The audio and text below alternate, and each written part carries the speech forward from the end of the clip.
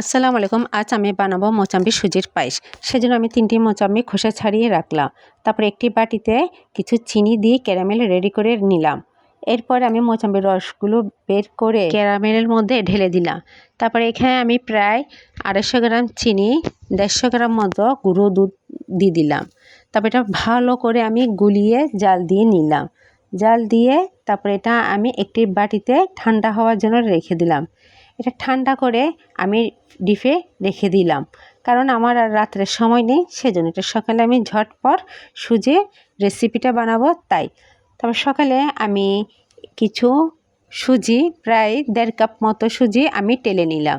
তারপর 10 টাকার একটা গুঁড়ো দুধের প্যাকেট ঢেলে 3-4 কাপ মতো পানি দিয়ে ভালো করে গুলে জাল দিতে থাকলাম। তার সাথে দিয়ে দিলাম চিনি। এরপরে আমার ওই যে মোচাম্বির ব্যাটারটা যে কালকে রান্না করে রাখলাম ওটা ঢেলে দিলাম। দেখতে পাচ্ছেন এটা ভালো করে আমার বরফ ছুটে নেই। সবটা ঢেলে ভালো করে আমি জাল দিয়ে দিয়ে সুজির পায়েসটা ঘন করে না, যে যেমন ঘন খাবে সে তেমন ঘনত্ব করে নেবেন। এরপরে একটি বাটিতে ঢেলে নিলাম।